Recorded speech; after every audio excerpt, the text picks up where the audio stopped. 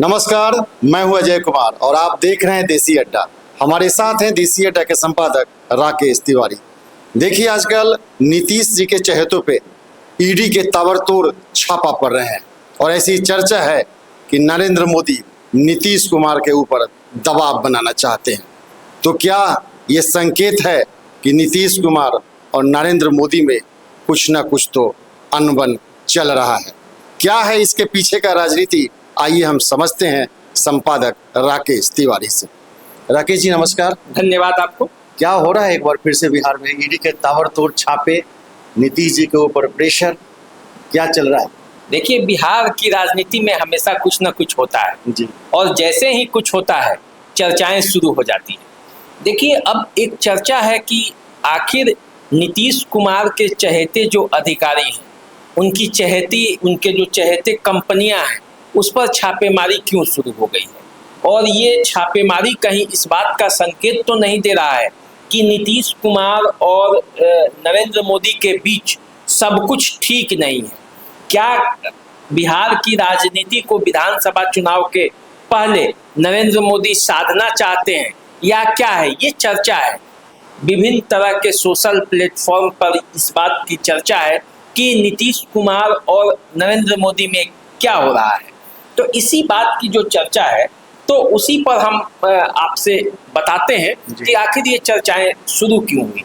चर्चाएं इसलिए शुरू हुई कि विपक्ष हमेशा नरेंद्र मोदी पर ये आरोप लगाता है कि ईडी की जो कार्रवाई होती है, वो ईडी की कार्रवाई एक तरफा होती है। विपक्ष के नेताओं पर वो उसका इस्तेमाल किया जाता है और इसमें दिख रहा है कि वो तो पक्ष नीतीश कुमार के ही चहेते अधिकारी पर के गिरबान तक ईडी का हाथ चला गया है।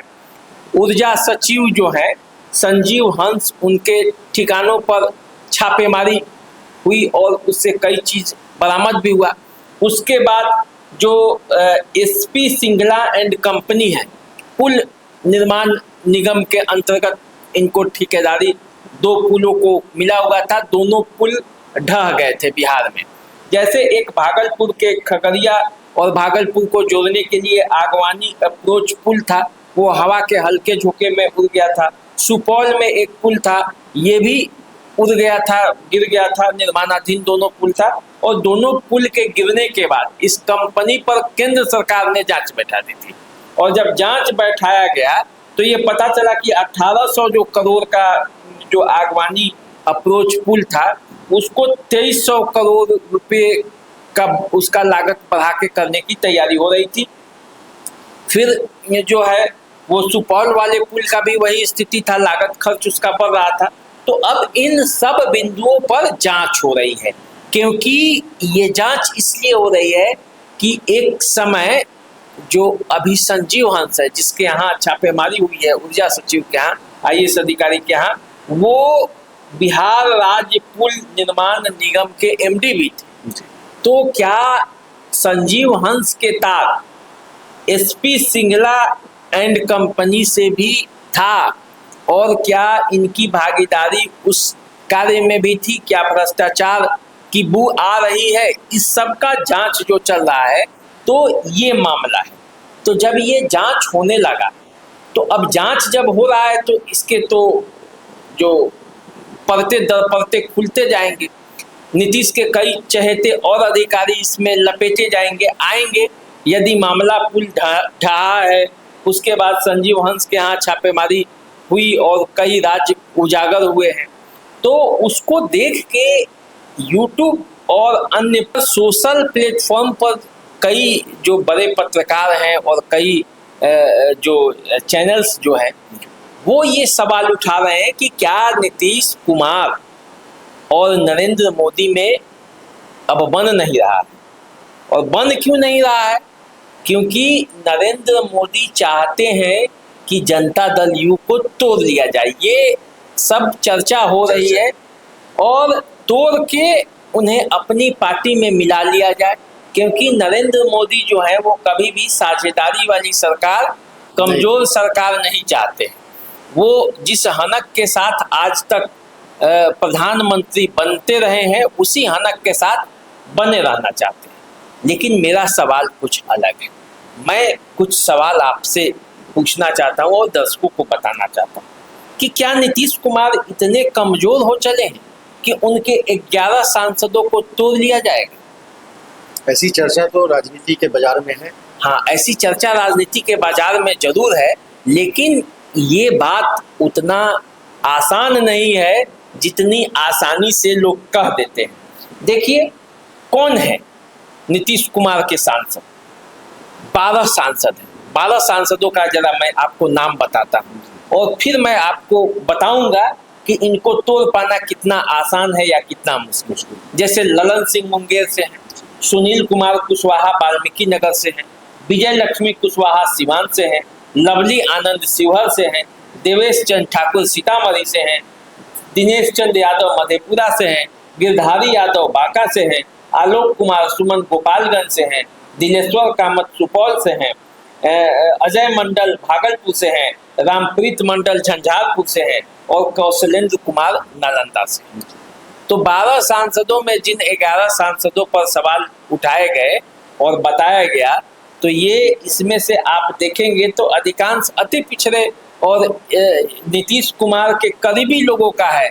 नीतीश कुमार जिसे टिकट दिए वो जीत के आए, वरना इसमें से कई लोग तो राजनीति में एमपी नहीं बन पाते। इस बार सबके खिलाफ एंटी इनकम्बेंसी था, उसके बावजूद वो जीते, तो वो जनता दल यू और बीजेपी के टिकट पर ही वो जीत पाए। तो अब इसलिए कहा जा रहा है कि बीजेपी इनको मिलाने जा रही है, बीजेपी ऐसा कर देगी, बीजेपी वैसा कर देगी। पर सच क्या है? सच है कि नीतीश कुमार की राजनीति को समझना इतना आसान नहीं है। नीतीश कुमार कोई गाजर और मूली नहीं है जिन्हें उखाड़ कर सीधे से लोग खा जाएगा।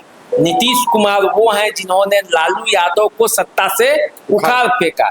नीतीश कुमार के पास पूंजी क्या है? नीतीश कुमार के पास वही पूंजी है जो कभी लालू यादव के पास पूंजी हुआ करती थी। अति पिछड़ों के वोट बैंक को अपने तरफ लाए। नीतीश कुमार ही वैसे नेता हैं जो अपने वोट को ट्रांसफर करा देने की क्षमता रखते हैं। लालू यादव, नीतीश कुमार और चिराग पासवान, बिहार की राजनीति में ये 3 लोग हैं जो अपने वोटों को ट्रांसफर करा पाने की क्षमता रखते हैं, इसीलिए इनकी पूछ है।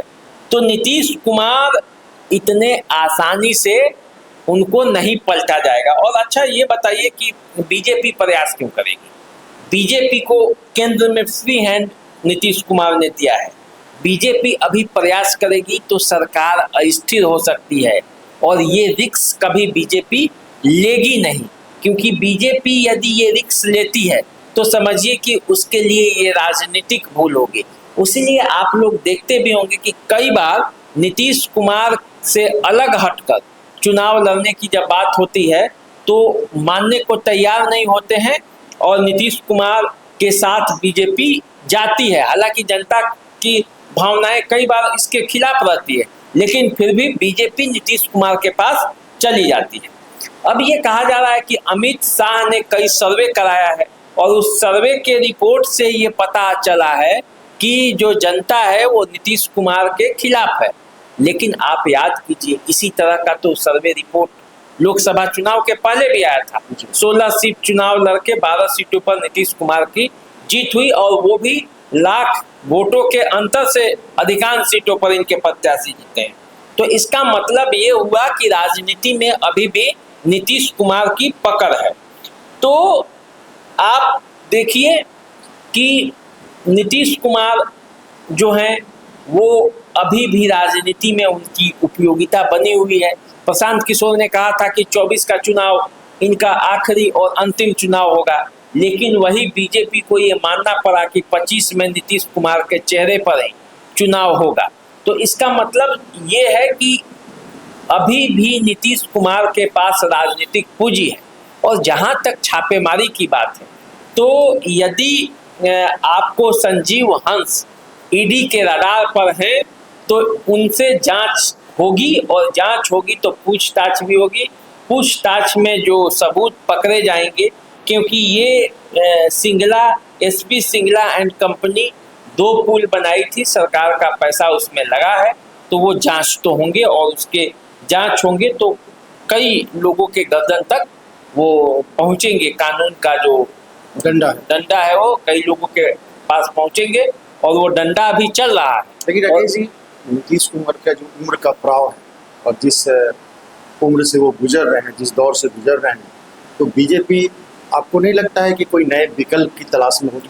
देखिए, बीजेपी शुरू से नए विकल्प की तलाश में है, आज नहीं है। नीतीश कुमार के विकल्प की तलाश में वो 14 से ही है और उसके पहले भी थी, लेकिन नीतीश कुमार का कोई विकल्प उसे मिल नहीं रहा है, अभी भी नहीं मिल रहा है। नीतीश कुमार स्वतः यदि राजनीति को छोड़ेंगे तभी उनके पास विकल्प है, वरना नीतीश कुमार के साथ अभी भी अति पिछड़े का वोट, महिलाओं का वोट, उनके जाति समुदाय का वोट खड़ा है उनके पीछे। और कैसे बिहार की राजनीति में जहां जातिगत राजनीति इतने जोरों से हावी है, आप लोकसभा चुनाव में देखे होंगे कि देश का माहौल अलग था और बिहार का माहौल अलग था। तो वैसे में नीतीश कुमार को इग्नोर करना इतना आसान नहीं है। आप क्या सोचते हैं कि बीजेपी नहीं चाहती है कि हमारा मुख्यमंत्री बने? उसके लिए लगातार प्रयास हो रहा है, लेकिन वो भी प्रयास कर रहे हैं और नीतीश कुमार भी प्रयास कर रहे हैं। नीतीश कुमार का कई डिमांड भी है नरेंद्र मोदी से और वो डिमांड उन्हें असहज करता है। तो इसलिए प्रयास तो दोनों तरफ से हो रहे हैं, लेकिन मजबूरियां भी दोनों की है और उन्हीं मजबूरियों के बल पर एक दूसरे के साथी बने रहेंगे। आप देखते होंगे कि पति और पत्नी लड़ाई झगड़ा करते रहते हैं, लेकिन शादी होने के बाद अंत समय तक लड़ाई झगड़े में ही समय बीत जाता है, लेकिन साथ भी नहीं छूटता। वही हाल नीतीश कुमार और बीजेपी का है।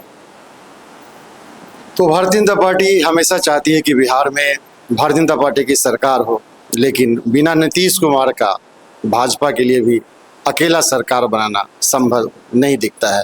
भारतीय जनता पार्टी कई तरह के हथकंडे अपनाते रहते हैं, लेकिन नीतीश कुमार राजनीति की वो धुरी हैं कि इस चाणक्य के बिना बिहार में कुछ भी संभव नहीं है। तो आप इंतजार कीजिए और देखिए आगे क्या होता है, और हम लोग का नमस्कार स्वीकार कीजिए। नमस्कार।